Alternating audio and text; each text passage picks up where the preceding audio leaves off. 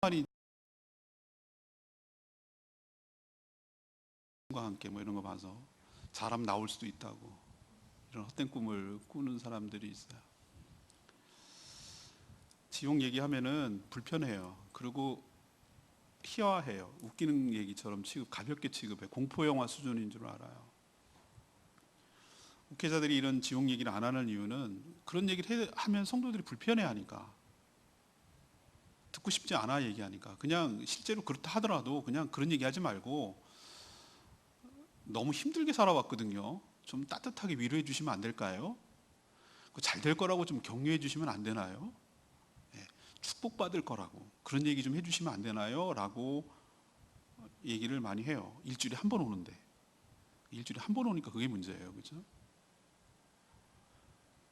제가 여기 부임해서 결심하고 결단한 게 있어요.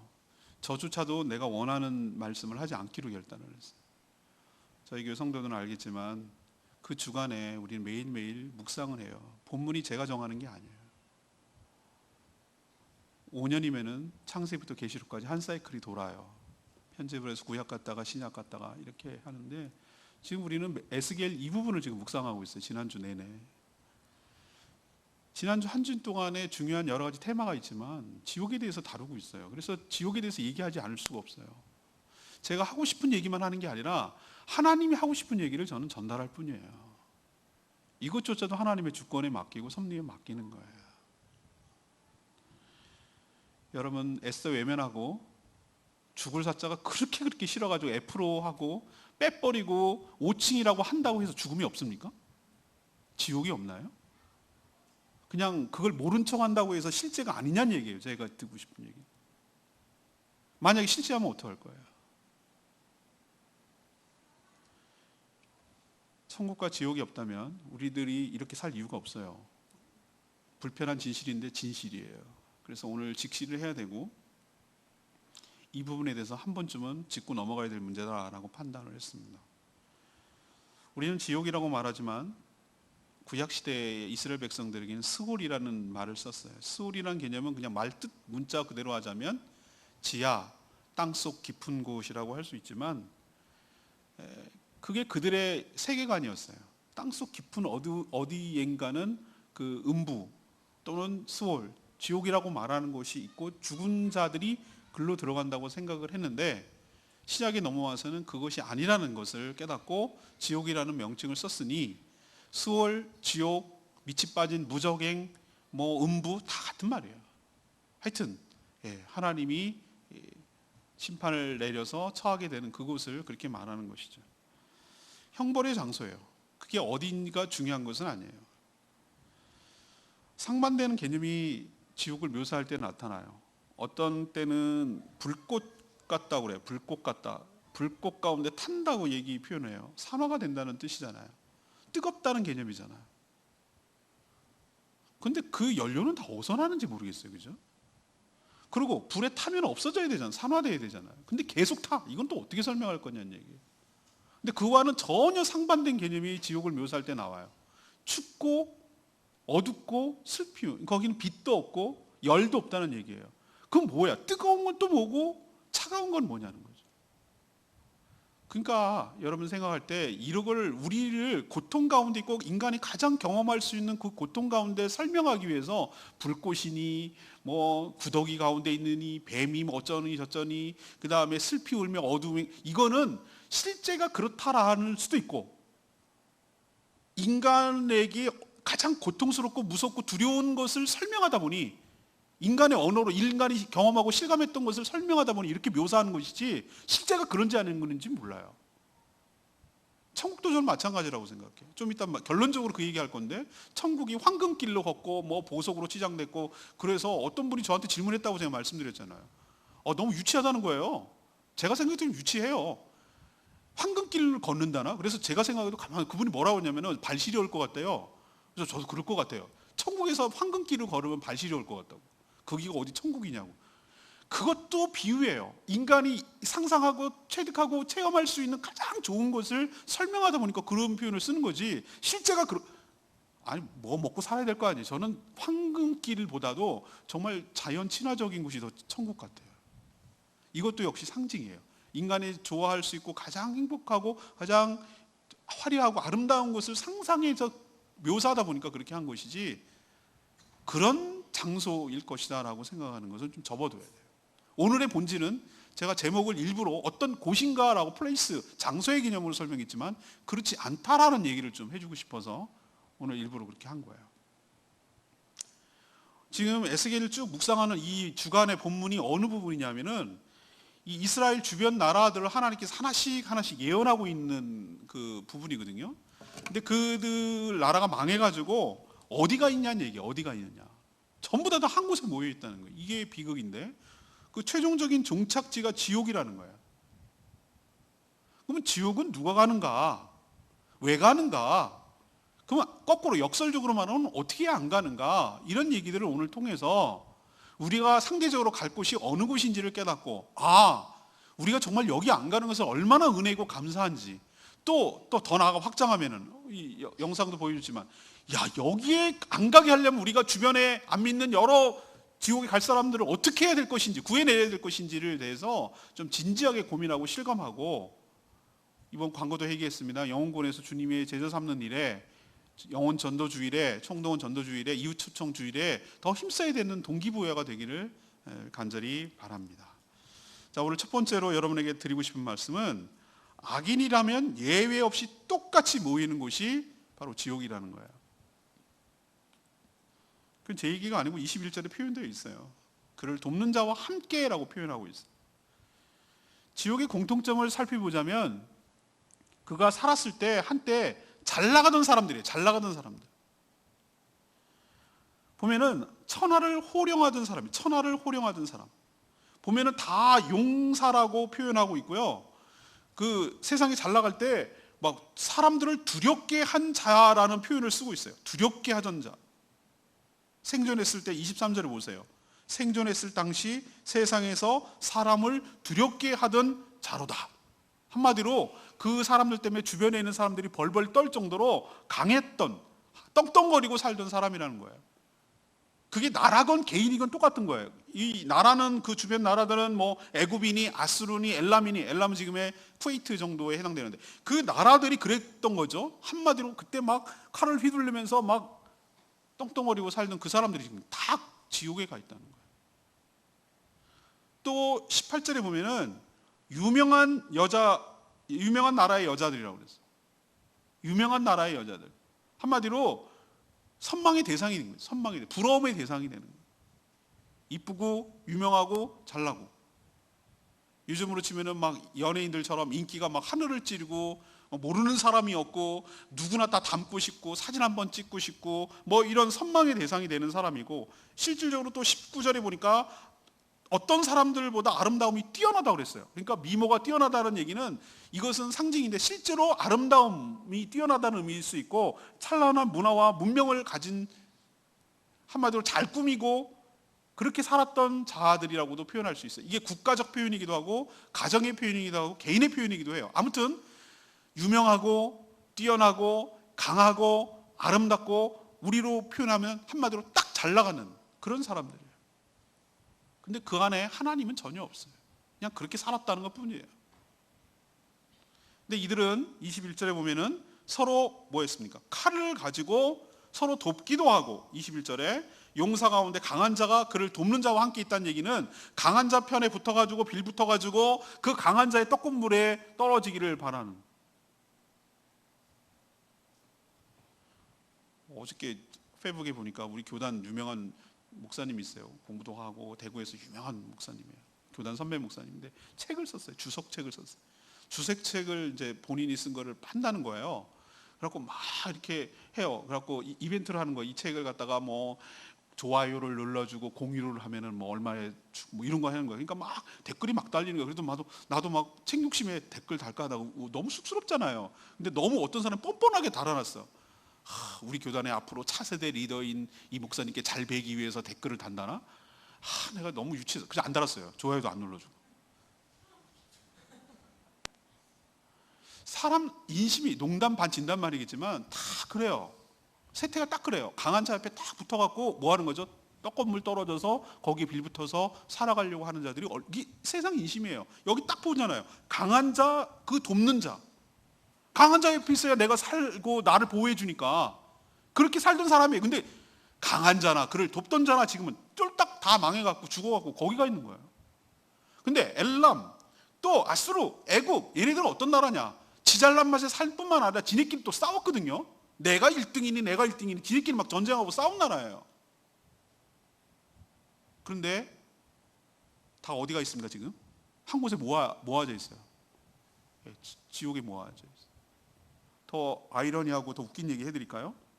31절 읽진 않았지만 바로가 그들을 보고 그 모든 무리로 말미암아 위로를 받을 것이며 31절에 이런 표현이 있어요. 바로가 애굽의 왕이잖아요. 그도 죽어가지고 지옥에 간 거예요. 가보니까 먼저 있었던 사람이 있는 거예요. 그게 뭐냐면 자기랑 싸우던 여러 나라 아수르 왕들, 엘람 왕들, 두발과 메색 왕들 거기 다 있는 거예요. 그래서 위로를 얻었다는 거예요. 서로 위로를 얻은 거예요. 느낌 알려드릴까요? 지옥에 딱 갔는데 나만 간 줄 알았죠? 그랬더니 가보니 쟤도 있어. 쟤도 날 오는 걸 봤겠죠? 나만 온 줄 알았더니 쟤도 오고 있어. 서로 위로를 얻는, 이게 무슨 위로냐고요? 지옥에서 다 만났네? 서로 경쟁하기도 하고 서로 협력하기도 하고 서로 그렇게 살던, 잘난 맛에 살고 유명해지고 세지고 뭐 이렇게 살던 다 그 모든 무리들이 지금 다 어디에 모이는 거예요? 칼에 죽임을 당했다고 그랬어요. 수동태예요, 수동태. 전부 다 자기 스스로 가는 게 아니에요. 자기도 어쩔 수 없이 자기도 그것을 이겨내지 못하고 죽음도 그것을 극복해내는 사람이 아무도 없다는 거예요. 칼에 배임을 당해, 죽임을 당해. 전부 다 수동태잖아요. 예외 없이 전부 다 수령구처럼 표현하고 있잖아요. 칼에 죽임을 당해 거기에 다 모여 있다고. 깊은 구덩이에 지옥에 모여 있다는 거예요. 서로 알아보면서. 알아본다는 얘기는 뭡니까? 아까 영상 봤죠? 지옥이 왜 지옥인 줄 아세요? 죽음은 의식이 없어야 되는데 흐릿한 안개인 줄 알았는데 너무 선명하고 뚜렷하다는 거예요. 심지어 느껴. 그리고 알아본다는 거예요. 거기가 실체거든요. 거기가 진짜 자아가 있는 거예요. 이게 비극이에요. 느낀다는 거, 알아본다는 거, 안다는 거. 이게 더 사람 미치는 거예요. 차라리 모르면 좋겠는데. 타버리고 없어지면 그만인데 그게 아니라는 게 더 비극이에요. 서로를 알아본다고 얘기하고 있잖아요. 오늘 죽은 나사로와 거지 나사로와 부자 얘기도 나오잖아요. 거기서 선명하게 그 지옥을 그려내고 있잖아요. 나사로가 이름이 있고 부자가 이름이 왜 없을까? 왜 부자라고 그럴 거예요? 부자 이름이 있어요. 이름도 여러 개, 호도 있고 뭐 태코도 있고 뭐도 있고 많이 있었을 거예요. 근데 왜 이름이 안 나옵니까? 생명책에 기록이 안 돼 있거든. 거지로 살면 뭐해? 나사로는 이름이 있거든. 그러니까 천국에 가는 거예요. 근데 기가 막힌 건 서로 알아봐. 서로 보는 거예요. 큰 구렁이가 있어. 옛날에 한글을 잘 모를 땐 제가 무시무시한 뱀이 있는 줄 알았어요. 뱀이. 구렁이가 있어가지고 서로 못 가는 줄 알았어요. 내 바본 줄 알았어요. 나중에 보니까 그 구렁이 그게 아니고 구렁텅이 간격 그것 때문에 못 가는 거예요. 못 가지만 알아보는 거예요. 보는 거예요. 천국도 여길 보고 지옥도 여길 보는 거예요. 기가 막히잖아요. 이게 더 미치는 거 아니에요? 동물들이 유리벽 있으면 막 이래요. 먹고 싶어가지고 강아지들 문 열어달라고. 그게 더 미치는 거예요. 저기 다 보이는데 못 가는 거예요. 부자가 뭐라고 합니까? 물 한 방울을 이렇게 적셔가지고 혀에다가 이렇게 좀 해달라고. 그 자비를 베풀어 달라고. 얼마나 뜨겁고 무섭고 그런지. 그 자비가 안 돼. 그래서 지옥이에요. 그러면은 맨 처음에 나가서 내 여기 있다고 얘기해달라고. 우리 형제들 여기 못 오게 끝까지 인간적으로 타협하면 살잖아요. 이 부자가. 그 요만큼의 청도 안 들어주는 곳이 지옥이에요. 서로 본다니까요. 여러분 기억하십시다. 우리는 서로 우위에 있고 잘나고 뭐 이렇게 차별을 하고 더 잘 나가느니 더 못되느니 비교하고 이렇게 우열을 가리지만 하나님이 배제된 상태에서 아름답건 강하건 돈이 많건 유명하건 그건 아무 소용없고 서로 협력하건 서로 싸웠건 간에 그 악인들이 다 종합적으로 최종적으로 모이는 것은 죽임을 당해서 결국은 모이는 곳이 지옥이라는 거 명심하시기를 바랍니다. 그러니까 여기는 갈 데가 못 되는 것이죠. 두 번째 우리가 좀 지옥에 대해서 알아야 될 게 있는데 죄악이 드러나서 영원히 형벌을 받는 곳이 지옥이라는 거 여러분 좀 아셔야 돼요. 죄인들이 착각하는 게 뭐냐면요. 자기는 죄가 없다라고 생각해요. 죄가 있어도 난 요만큼이고 쟤는 이만큼이라고 생각하는 게 죄인들의 특징 중에 하나예요. 최근에 화성 연쇄살인범이 DNA 검사로 잡혔다고 하잖아요. 그 사람 뭐 여러 가지 이제 기사가 나오고 인터뷰 나오는 거 보면 죄의식과 죄책감이 요만큼도 없어요. 자기가 뻔뻔하게 처제를 강간하고 죽였다라고 말을 하면서도 내가 왜 그거를 잘못이냐고 하는, 이런 식으로, 이거는 정신 좀 이상한 사람 아니에요? 죄책감과 죄의식이 없어요. 감옥에 가서 다 물어보세요. 자기가 여기 들어올 만한 이유가 있냐고 물어보세요. 다 아니라고 그래요. 다 아니라고. 포장마차 가서 이렇게 영화나 드라마에서 보세요. 다 자기가 피해자예요. 가해자는 한 명도 없어요. 이게 죄인의 특징 중에 하나예요. 하나님께서 왜 지옥에 가서 뭘 보여주시냐면 너의 실제 모습을 보여줄게 라는 거예요.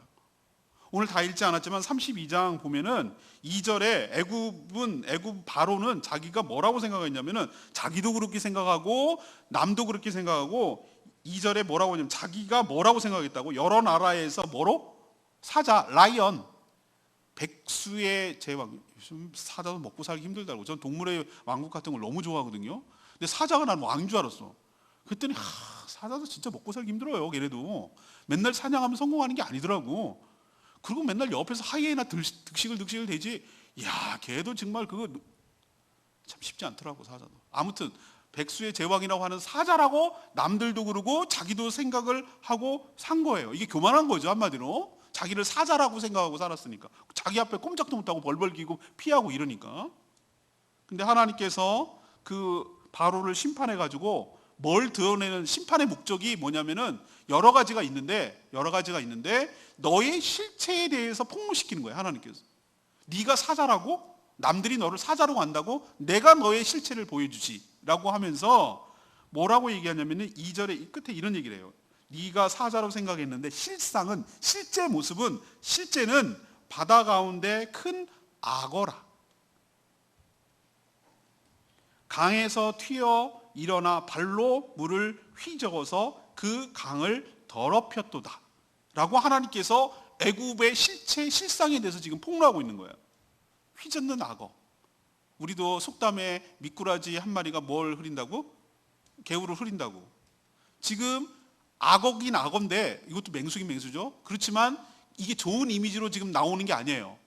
물을 흐렸다는 얘기는 세상을 어지럽히고 더럽히고 죄악을 가득하게 했다, 흙탕물을 만들었다라는 의미로 하나님께서 그것을 표현하고 있는 거예요. 근데 그거 어떻게 한다고 했습니까? 4절에 끌어낸다고 그랬어요. 악어는 바다 물과 가까이 살아야 되는데 물이 없는 무트로 끌어내려서 들에 던져버린다고 그랬어요. 물이 없는 곳에.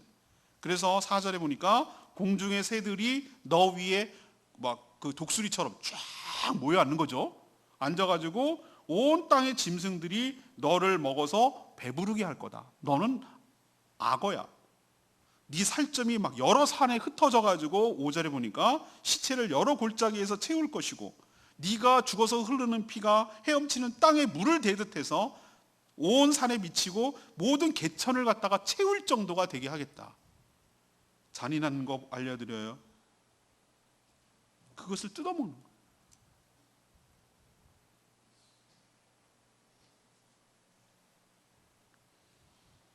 그리고 애굽이 숭배하고 숭상하던 것이 태양신이거든요. 태양신 라라고 하는 신의 현현이 바로라고 생각했어요. 일본 천황도 똑같아요. 태양신의 현현이라고 보고 있거든요. 모든 여러 가지 신이 있지만 애굽에서 가장 크게 섬기는 신이 태양신이에요. 근데 하나님께서 심판할 때 7절에 어떻게 한다고 그랬어요? 내가 너를 심판할 때 불 끄듯 할 때에 하늘이 가려서 별을 어둡게 하며 해를 구름으로 가려서 달이 빛을 내지 못하게 할 거다. 하늘의 모든 밝은 빛이 네 위에 어둡게 하여 어둠을 네 땅에 베풀리로다. 이 얘기는 뭐냐면 네가 그렇게 믿고 의지하던 태양신이 아무 능력도 없고 아무런 힘을 발휘하지 못하고 캄캄한 흑암 가운데 너가 처하게 될 것이다. 아까 지옥의 상반된 개념이라고 말씀드렸죠. 불꽃 가운데 타는 것, 살점이 뜯어져 가지고 온갖 뜯어먹히는 고통, 그 다음에 캄캄한 어둠과 흑암에 처하게 하는 것. 여기도 심판의 모습이 지금 드러나잖아요. 그리고 너희는 나일강에서 범람해서 그 나일강 때문에 여러 가지 밀과 곡식으로 풍부하게 먹고 살던 땅이 사람들이 다 한 명도 없게 함으로 인해서 그 땅을 관리할 자가 없어서 그 땅을 사막처럼 황폐하게 만들겠다. 그때 내가 여호와라는 것을 너희가 깨닫게 할 것이다. 너희를 깊은 구덩이에 쳐놓고 영원토록 수치를 당하게 할 것이다.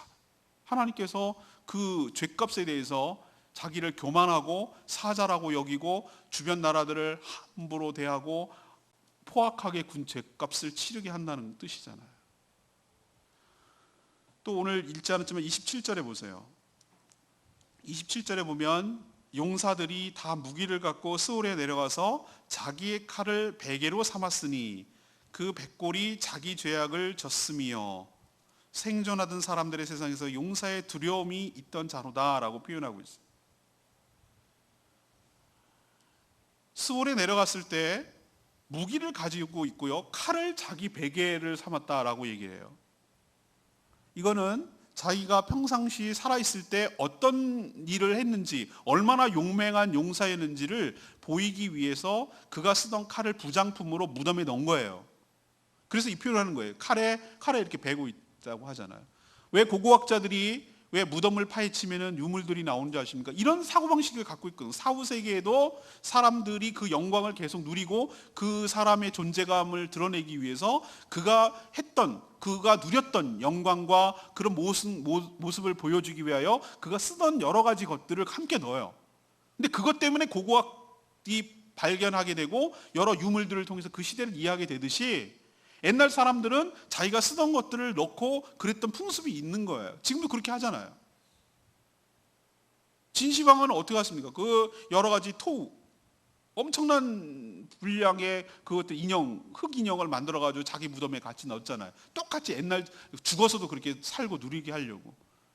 피라밋 열어보니까 그 바로 왕이 누리고 있던 모든 것들을 그대로 재현해 놓고 거기에 순장까지 시켜가지고 하잖아요. 말도 넣고 시녀도 생으로 잡아서 넣고, 그래서 죽어서도 그렇게 누리겠다는 거잖아요.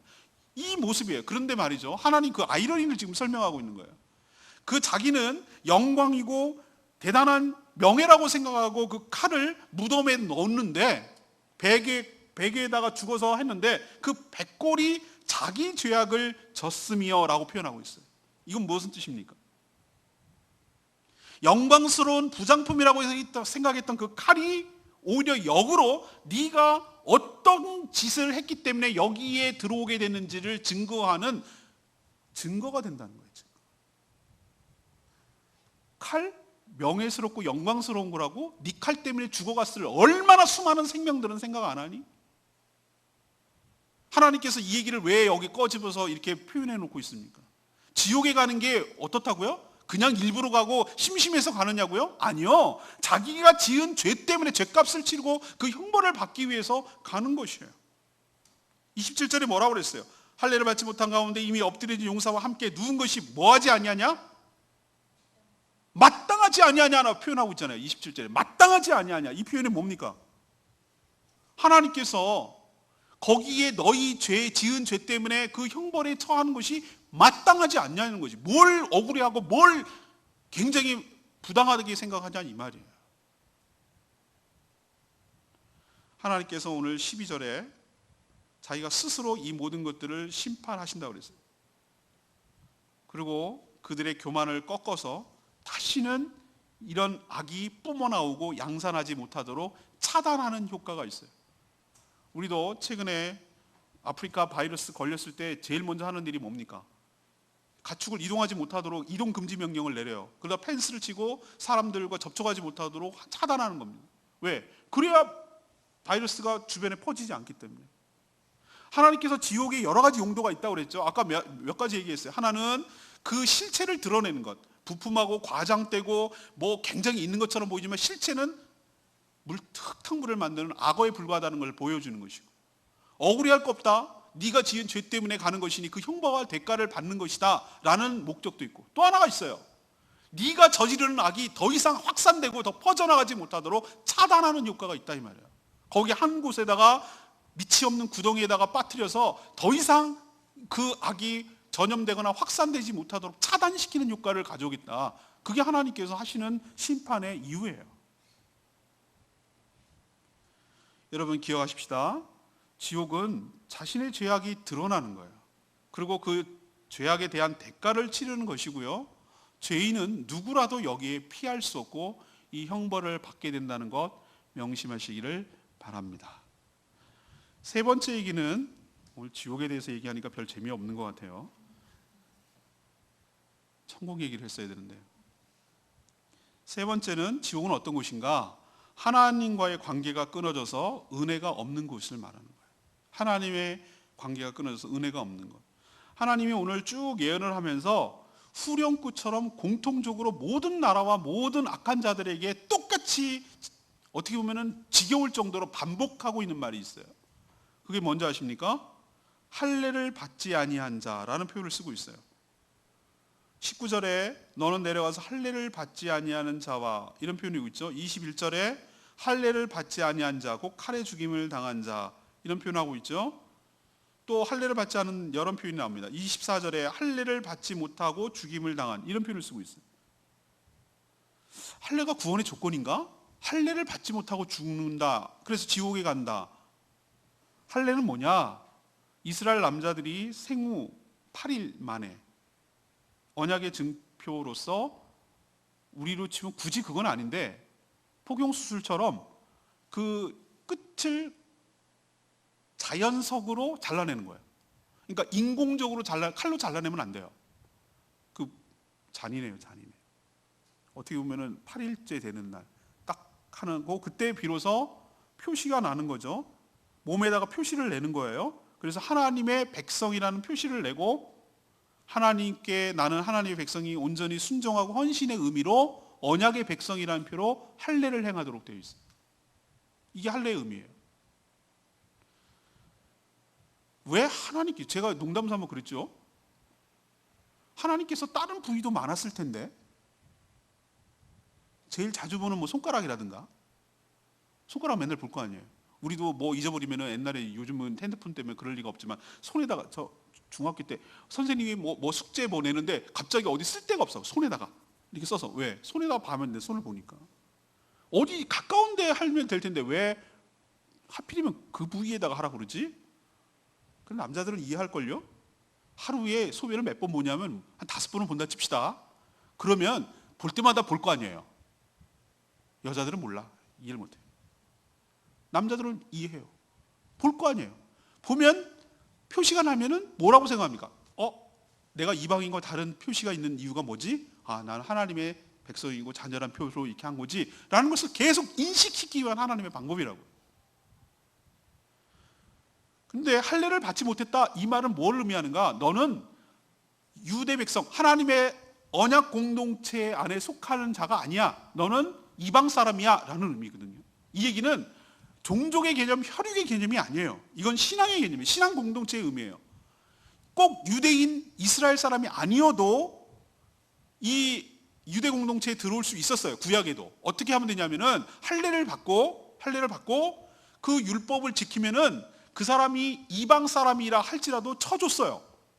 그러니까 이것은 혈연 공동체가 아니라 신앙 공동체라는 것을 구약부터 알 수가 있어요. 그래서 할례가 그만큼 그들에게는 굉장히 중요했던 거예요. 이거는 하나님의 백성이 아니라, 다시 말해서 이퀄 구원에서 제외된 사람이란 뜻이거든요.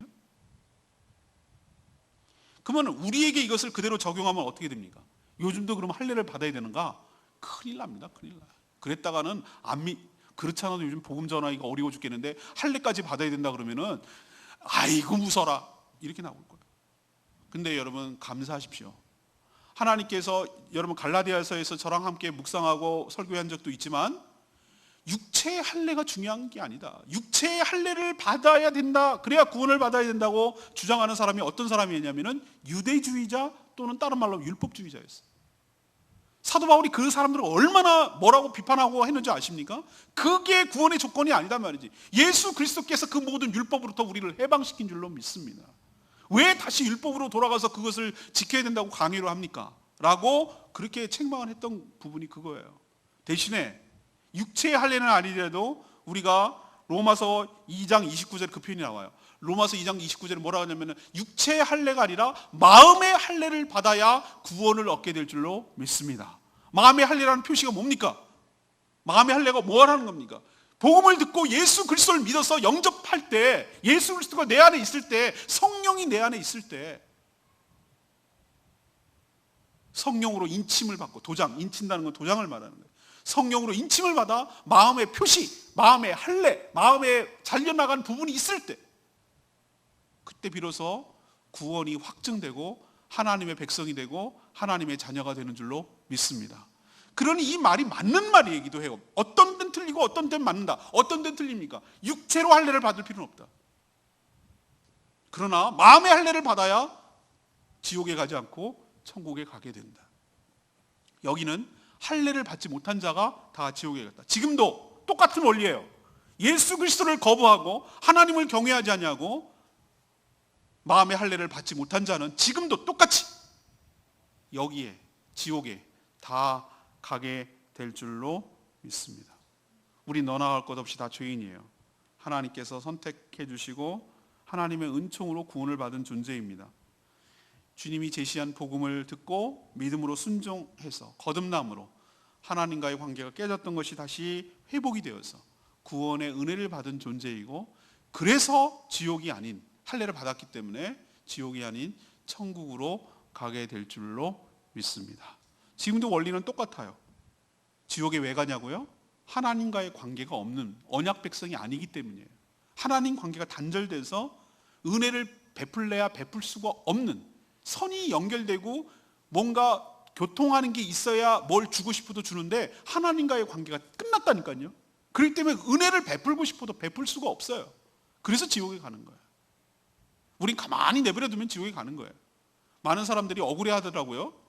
왜 천국이, 지옥이 있는지 없는지 가봐야 할 것 같은데 왜 자꾸 날 갖다 협박하냐고. 오늘도 영상 보여주면 안 믿는 사람들 저 영상 보여주잖아요. 기분 나빠 죽겠다고 막 그래요. 왜 협박하냐고. 꼭 협박처럼 들리나 봐요. 지옥에 가고 싶지는 않은데 불편한데 왜 자꾸 있느니 없는 일이라고 날 불편하게 하느냐 이거죠. 그래서 제가 가만 내버려 두면 어떻게 될 것 같냐고. 모르지. 뭘 몰라. 뭘 알려드릴까요? 감자, 귤 가만 내버려뒀어. 아무런 조치를 취하지 않았어. 가만 내버려두면 시간이 가면 그대로 있습니까? 시간이 지나가면 부패하고, 시간이 지나가면 썩고, 시간이 지나가면 썩어 문드러져서 없어지는 것이 자연의 법칙이에요. 죄악 가운데 있는 가운데 법칙이에요. 인간이 가만 내버려두면 어디 갈지 모른다고요? 뭘 어디 가긴 어디 가. 그 지은 죄 때문에 지옥에 가는 것이에요. 그게 원래 루트예요. 원래 코스라고. 구원이 뭔가, 원래 모든 자들이 그럴 존재인데 하나님께서 불쌍히 여기셔서 구원의 방법, 사다리를 제시하시고 거기서 건져내는 것을 구원이라고 말한 줄로 믿습니다.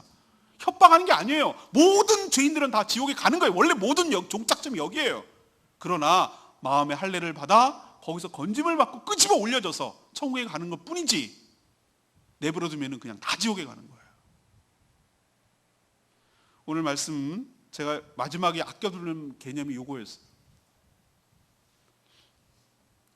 오늘 제목을 지옥은 어떤 곳인가, 제목이 틀렸어요. 지옥은 장소적 개념이 아니라 관계적 개념이라고 여러분 아셔야 돼요.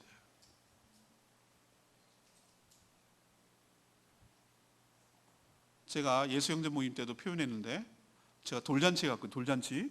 돌잔치 가면은 1살짜리 이제 애가 뭘 알겠어요. 근데 얘는 돌잔치에 내가 빵긋빵긋 거리고 우는 애들을 내가 한 번도 못 봤어요. 여러분 보셨어요? 맨날 울고 징징 짜고 뭔가 불편해. 근데 가만 걔 입장에서 한번 생각해 보세요. 갑자기 어느 날 막 어색한 옷을 입혀. 한복도 입히고 막 이렇게 막 이거 드레스도 입히고 막 안 입던 불편한 옷을 막 쪼여가지고 이렇게 입혀놔. 그것도 불편해 죽겠는데 낯선 환경에 막 쫙 조명도 있고 막 자기를 안 쳐. 그리고 막 조명도 있고 막 그래. 그리고 막 잡으라고 돌제비하라고 막 강요를 하는 거예요. 그리고 막 쫙 차려놨는데 자기가 먹을 건 하나도 없어. 자기가 좋아하는 건 하나도 없거든요. 그리고 막 축하해. 그러고 막 볼딱지를 만지고 야 이거 껴봐라. 그러고 막 여기다가 막 목걸이 금목걸이들이 주렁주렁 달아주고 막 조폭이야. 뭐 여기 금반지 하나 둘 셋 넷 다섯에서 10개를 막 이렇게 달아서 힘들고 애는 막 이렇게 만들어 놓고. 그러니 여러분 걔가 편하겠습니까? 자기 한돌 생일을 그 기쁘게 막 기뻐하겠습니까? 하나도 불편해요. 그래 맨날 울고 사진 찍을 때문에 아루아루 그러고 그게 얼마나 불편하고 힘든 일이라는 걸 내가 알게 됐어요. 걔 입장에서 가보니까 알겠어요. 걔는 그게 천국이 아니에요. 하나도 안 즐거워. 근데 걔가 언제 가장 행복해하는지를 내가 봤어요. 징징거리고 졸리고 막 짜증내니까 엄마가 안아가지고 품에 안아서, 엄마가 안아서 이렇게 타독타독 거리니까 그때 비로소 안식을 얻고 그때 가장 행복한 표정을 짓더라 이 말이죠. 제가 여기서 깨달았어요. 우리는 어디가 천국이라고 생각하냐면은 우리 식대로 생각을 해서 커다란 잔치를 펴주고 막 금반지 주렁주렁 껴주고 예쁜 옷 입혀주고 조명해주고 막 사진기사 오고 여러 사람 오고 음식 차리고, 이게 천국이라고 생각해요. 플레이스, 장소적 개념이라고 생각해요. 그 아이에게 그거는 천국이 아니에요. 불편하고 힘든 곳이에요. 그럼 어디가 천국입니까? 엄마 품이 천국인 줄로 압니다. 제가 그 얘기는 뭘 할까요? 엄마 품이 천국이라고 말했어요? 장소적 개념입니까? 아니에요. 이건 관계적 개념인 줄 믿습니다. 엄마가 화장실에 있으면 어때요? 엄마가 불구덩이에 있으면 어떻게 해요? 애기는 그거 몰라. 엄마 품에 있는 그곳이 천국이에요. 엄마가 나를 보호해주고 엄마가 나의 삶을 책임져주고 엄마가 나의 모든 필요를 채워주는 그곳이 어디든 간에 자기는 상관없어. 거기가 애기한테는 천국인 줄로 믿습니다. 천국이 어디냐고요? 하나님이 여러분 품고 여러분과 긴밀한 관계와 긴밀한 사랑 속에 있는 그곳이 어디든 상관없어요.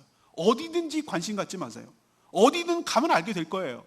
어디냐고 자꾸 그거에 포인트를 두지 마세요. 거기가 중요한 게 아니라 하나님과의 좋은 관계, 사랑의 관계, 하나님의 품에 안기는 것, 그 긴밀한 친밀한 관계 속에 있는 것이 천국인 줄로 믿습니다. 거꾸로 갈까요? 왜 지옥입니까? 막 무섭고 어둡고 그런 개념입니까? 자꾸 그렇게 플레이스의 개념으로 생각하니까 지옥을 오해하는 거예요. 아니요. 하나님과의 관계가 전혀 없는 곳이에요. 완전히 단절돼 가서 끝난 관계예요. 거기가 지옥이에요. 요만큼의 사랑도, 요만큼의 자비도, 요만큼의 친절도 받을 수가 없는 관계가 끝난 관계. 우리도 사람 간에 원수가 돼가서 틀어지면은 아무것도 안 일어나요. 카톡도 끊어요. 전에 그렇게 친밀하고 그랬던 것이 원수가 되면 완전히 끝나는 거예요. 뭐 하나 일어나는 게 없어요. 그게 단절이에요. 사람 사이에도 그런데 하나님과 나 사이에 그게 단절된다 그러면 우리 끝난 거예요. 거기가 이미 지옥이 시작된 거예요. 지옥은 죽어서 가는 게 아니라 이미 지옥에 살다가 지옥으로 가는 것이고 이미 천국에서 살다가 천국으로 이동하는 것 뿐이에요. 죽어서 가는 곳이 아니에요.